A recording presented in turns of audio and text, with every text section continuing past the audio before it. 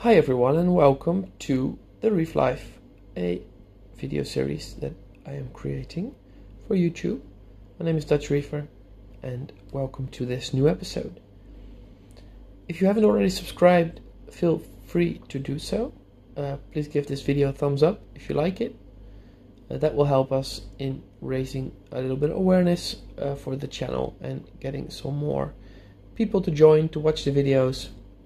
And eventually that helps me to make better and more videos. So thanks. Today the subject is creating a reefscape. Of course, if you've been following my reef, you'll know that this is a fairly new reef. It has been set up, I think, about a month ago.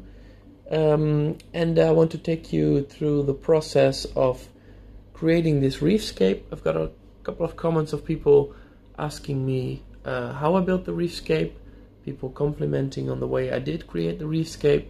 So yeah, just give a little bit of more insight into that process, how it came to be, and what my future plans are to make it even better, perhaps.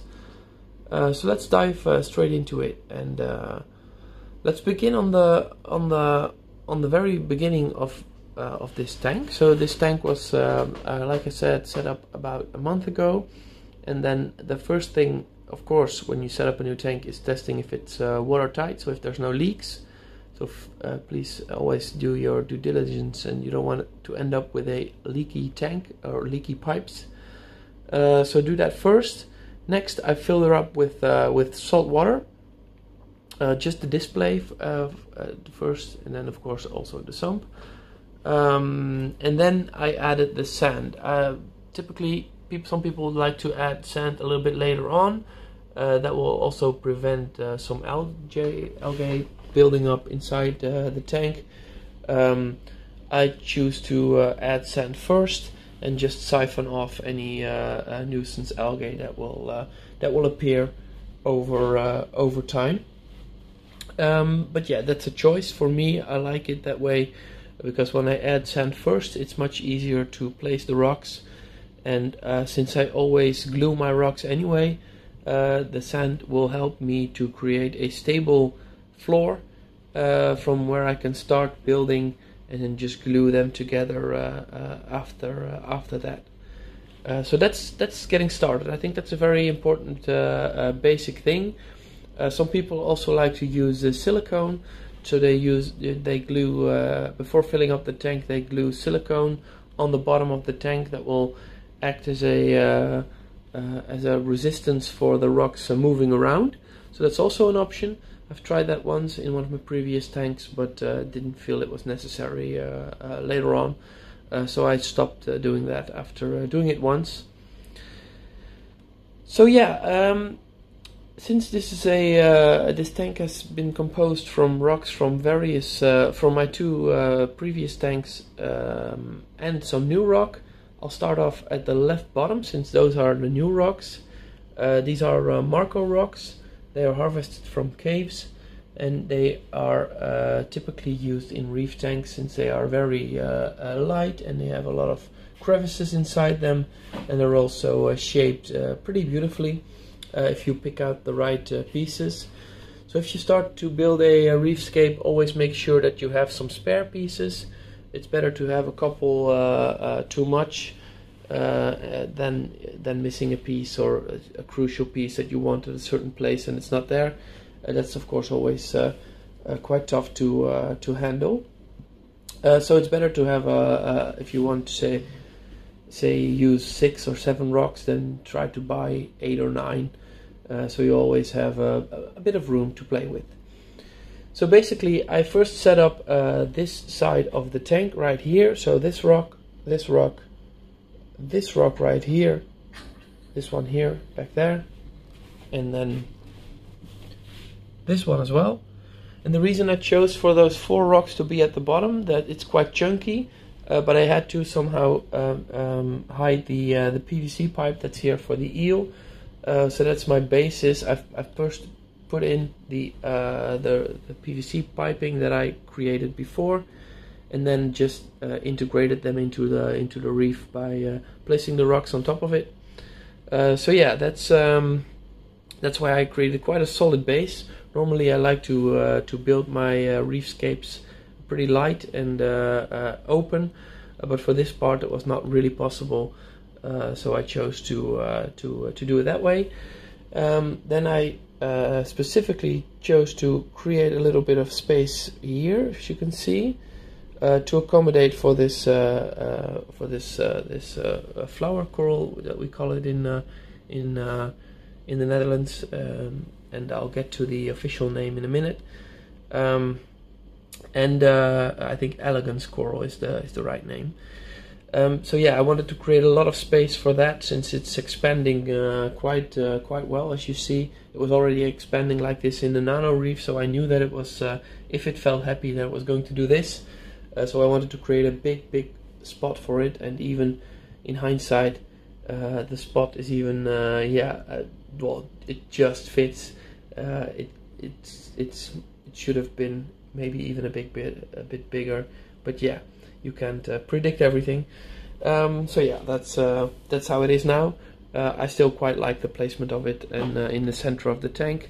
I think it's a real eye catcher, and yeah, I think it looks really nice here under this bridge that I created. But we'll get to that in a minute.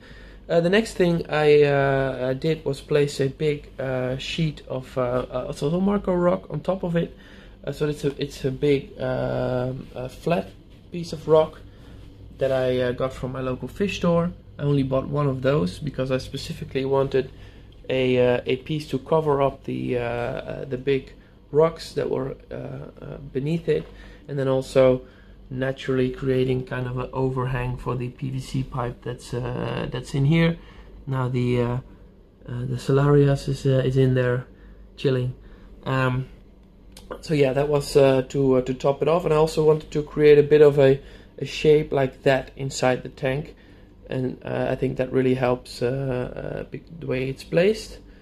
And then I still had a reef bone inside my old big tank that I got a couple of months ago.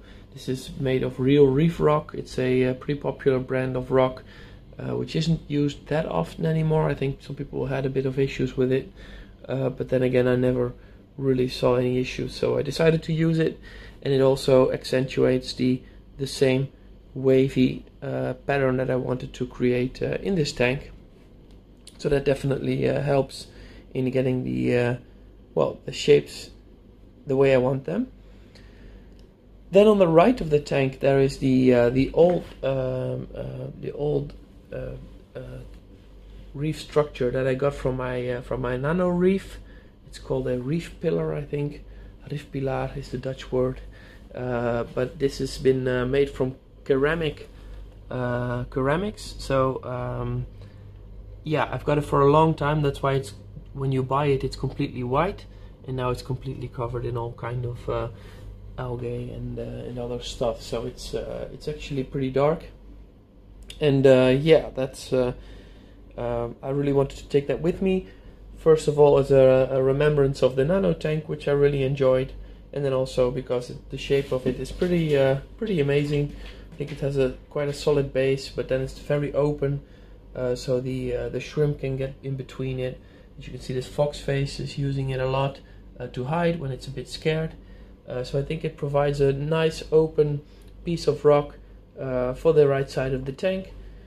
And then yeah, to connect it all together, I used some remaining pieces of real reef rock that actually broke by accident, but then again I was able to use it to create kind of a natural bridge from the nano pillar to the Marco rock on the left, and that way yeah, creating a nice open space also for the fish to swim beneath and over, and all in all creating that reefscape that I thought of beforehand.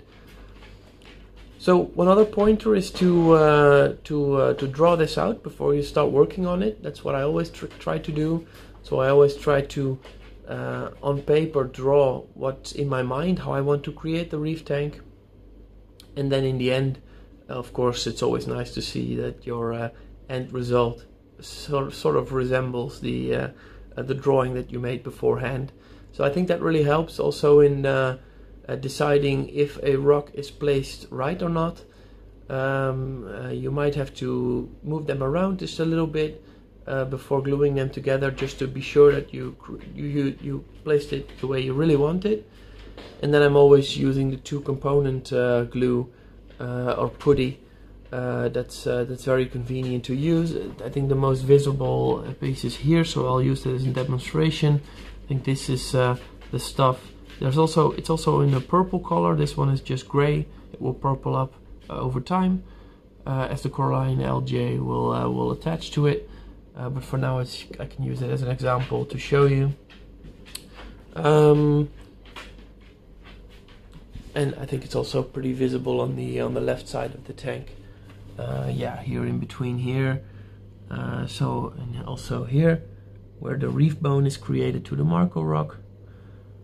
So I always try to use as much as is needed to create a reef structure that is also pretty stable. Of course, you don't want any fish or snails throwing apart your reef and your rocks ending up on the bottom of the floor, or even worse, touching the windows and creating scratches or even cracks. That's the last thing you want in a reef tank. So yeah, basically that's the way I created this REEFSCAPE. Then after that, after you create the basic shape, you can eat your heart out and just place your corals on it, near it, close by it. But let's save coral placement for a new video sometime soon. Also color-wise, I try to mix it up a bit, and then also group them together a bit, sort by each species combined. But I'll do that in a video later on, also when there's a couple more corals in this tank and they have been sorted out a bit better, since I'm still working out the placement of them in this reef tank. So yeah, thanks for watching. I hope that this video helped you a bit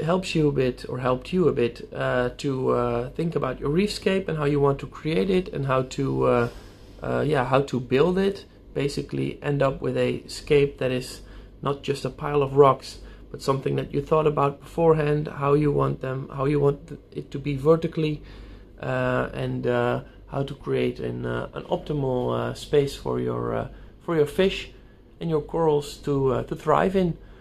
So again, I hope you enjoyed this video. Thanks for watching, and I'll see you in the next one. Bye bye.